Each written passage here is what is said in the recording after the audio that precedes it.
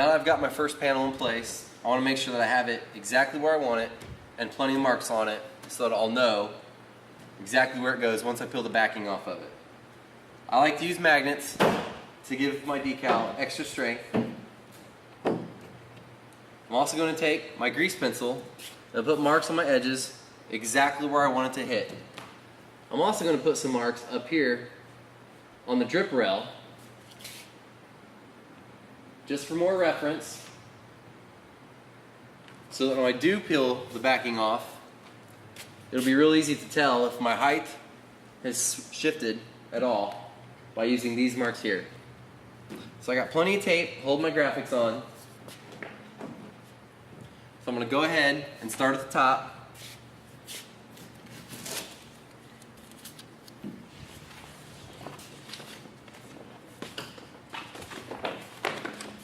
And use your tape in the middle as a bridge.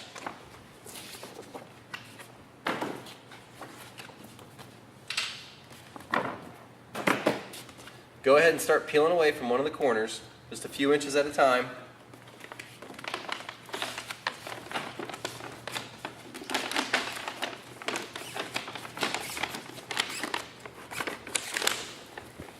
And then try pulling off about a foot to 15 inches to begin with. Now take this and make sure you have a nice straight line.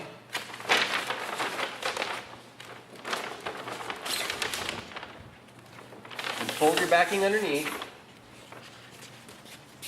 and pull your graphics tight at the top.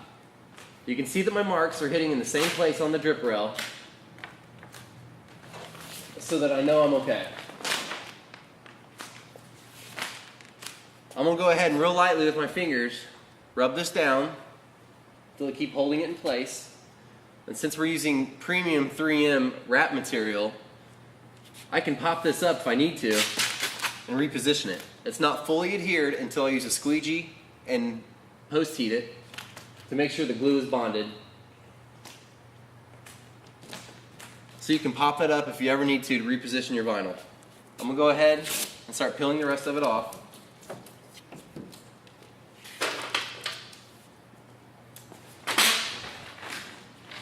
Try not to tug too hard when you're peeling it, as the vinyl can stretch. So just slowly peel, a couple feet at a time. And as you can see, just from peeling it, I've already missed my mark because the vinyl does stretch out a little bit. And also, once you remove the backing off the print, it will lay much flatter. It won't lay as flat when you have the backing on there. It's going to lay in a different position once you take that off. So go ahead and take your top pieces and go ahead and hit your marks again. And just touch it down lightly with your finger. And then try to pull the rest of your top tight.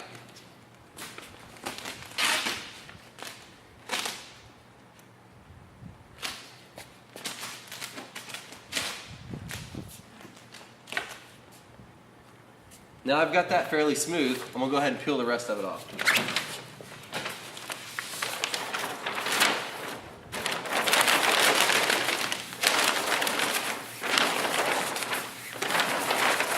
When you're peeling it from the bottom, okay.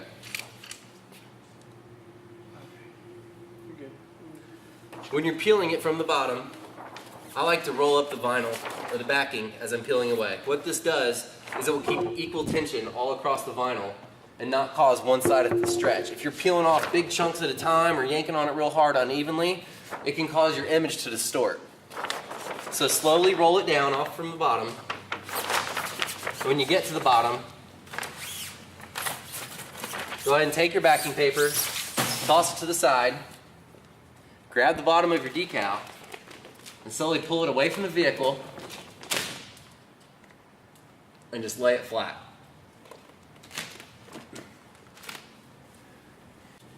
Now I've got the backing peeled, I want to double check all my marks and my measurements. As I can see, this has shifted just a little bit. So pull your graphic tight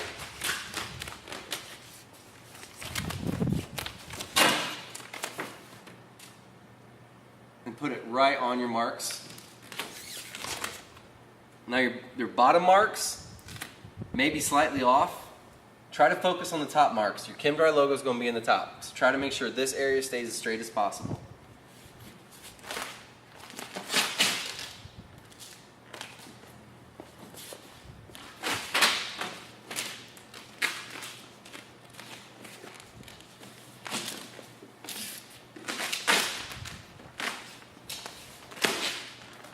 Pull the graphic nice and tight to get rid of any slack that's in the vinyl. Any slack is just going to cause you to get wrinkles or bubbles.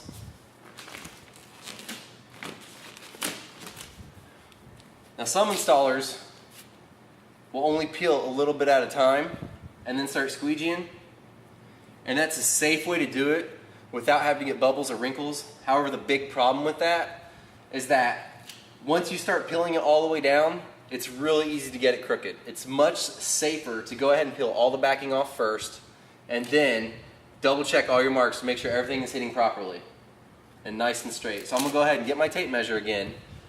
I will measure from the door back to the top and the door back to the bottom, make sure I'm straight. When starting your installation, the easiest place to start is generally right in the middle, right around your baseline. I'm going to start right here, directly underneath my body line right here, and do nice even horizontal strokes. And then I'm going to work my way up. Using medium pressure, make sure you do not push the vinyl into the body line when using your squeegee. You're going to want to leave this bridged, as we're going to show you later on how to properly stretch that in with 3M tools so that you don't get lifting. So I'm going to go ahead and squeegee the rest of my top down.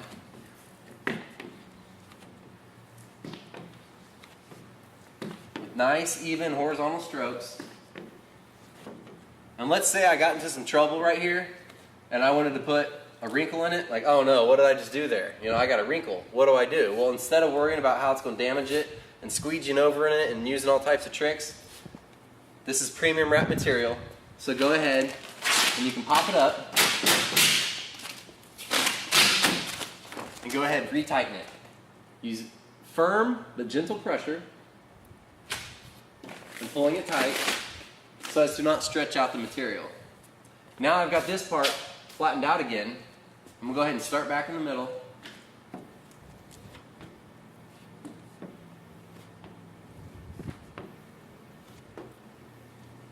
And squeegee down the rest of my graphics. I'm going to come back later on and finish off all my cutting. But as for right now, I just want to make sure I get the graphics installed. Now I'm going to start going down.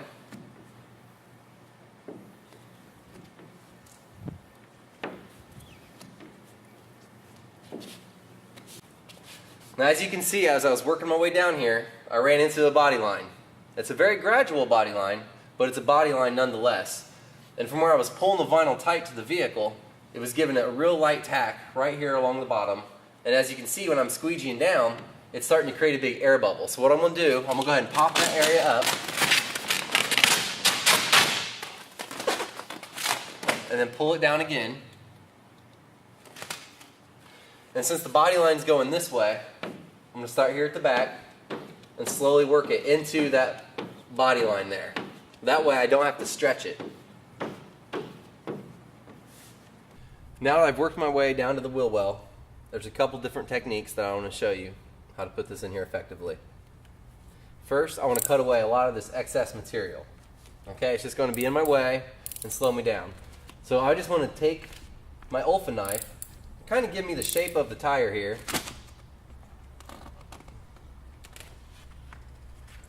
And I want to keep my excess vinyl in case I need it later for a patch or something else. I'm going to take that to the side.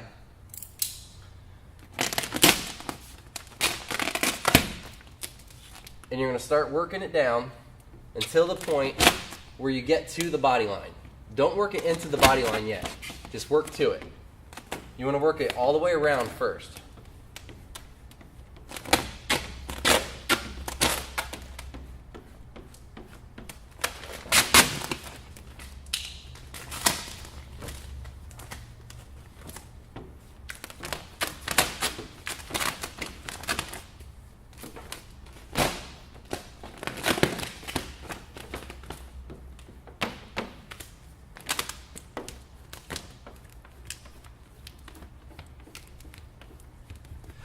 When you get to this area down here, as you can see, there's a couple body lines that meet together at the same time. I use my squeegee to work into this body line as far as I can. It's pretty easy. That's a pretty mild body line. If you look underneath here, you can see that there's a nice little groove, and then I have this plastic piece that's protecting the vehicle. I can use that as a breaking point. So what I'm going to do, I'm going to work into this corner here, just like that. And now basically I have two areas I'm working on. I'm working on a lower area, and then I'm working on this area, so I can separate them. Go ahead and work on your lower area first, and get it out of the way.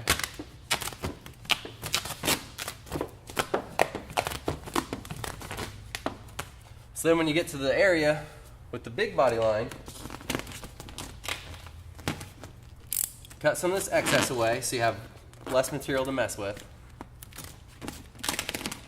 And lightly pop it up. Using your squeegee and your thumb, you can work this in just a little bit right here. However, don't overwork it with your thumb as you're going to use your squeegee and work into that body line. A lot of people will take a shortcut here and stretch into this groove instead of actually taking the time to work it in properly. And all that's going to do is create lifting for later on, because this material here was not designed to make this deep stretch right here. It's much better if you go ahead and work it all in with your squeegee. As I'm working my way into the body line, I'm going to work about halfway up on the top part. I'm going to come back to the bottom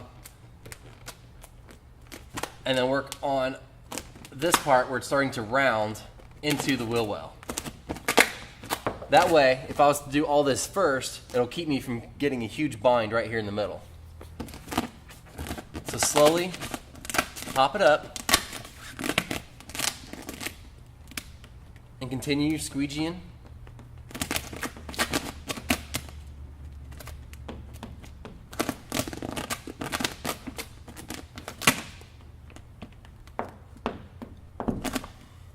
And what this does, by using a squeegee to put this in instead of stretching it, you're guaranteeing that every bit of vinyl in here is adhered to the vehicle properly.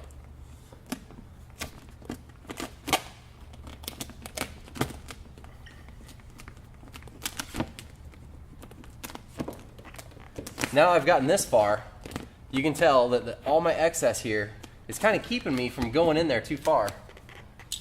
So I'm going to go ahead and cut a little more excess away. You can see that I'm only going to need about this much vinyl to make my wraparound. So I'm going to leave that plus a little extra to play with. But I'm going to cut just a little bit away to make this easier to work with. Now what you should do is use your fingers and your hands and slowly tug it around. As you can see, as I'm pulling it, I am getting the vinyl to slowly stretch itself out and adhere to the vehicle. Once I get to this point where it seems like I can't do it anymore, it's okay to go ahead and take your heat gun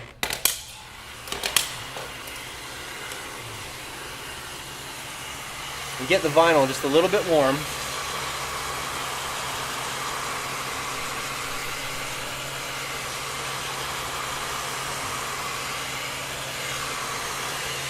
You don't need to get it very hot for this step.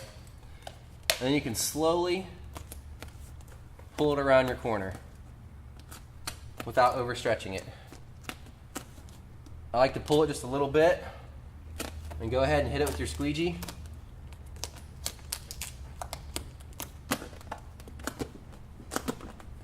And use a lot of pressure here to make sure you get it down nice and tight.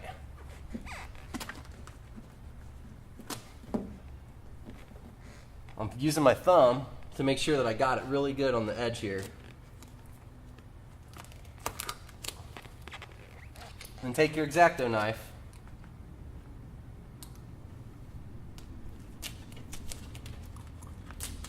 and cut it away here at the corner so that you work into this little edge. Cut away little pieces as necessary. Remember, the more you cut away sometimes, it'll help reduce the tension on the vinyl and get your piece to lay a lot flatter. See, I've been able to work that all the way in there. Now I'm going to want to cut this excess away, but since I just used the heat gun on it, I'm not going to cut it yet. You don't want to cut vinyl while it's warm, because when it cools off, it'll start cooling up.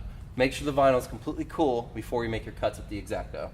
So while this is cooling off, I'm going to move on to the rest of the area. Now that this vinyl has cooled off, I'm going to go ahead and cut the excess away. Take your X-Acto knife or your Olfa knife, I prefer an X-Acto. Put it right along the edge, and very slowly follow your edge to cut the excess away. If you run into rough spots, just make sure you don't cut into the vehicle or damage the paint. But you can peel the pieces away little by little as you do it to make sure that you're cutting in a nice straight line.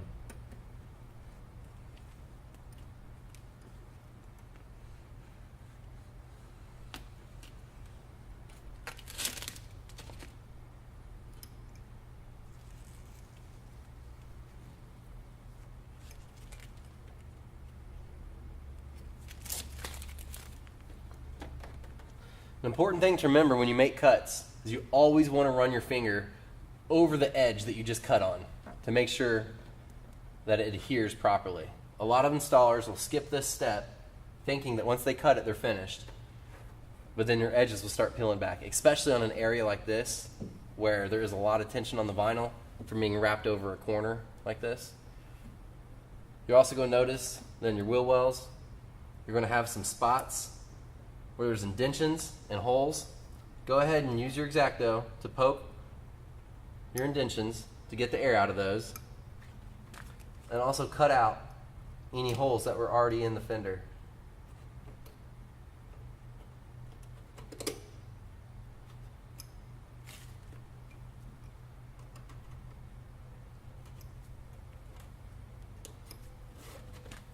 Cutting away the vinyl from these holes will make sure that water doesn't get up in there behind it and start working the edges of the vinyl from the inside out and creating lifting.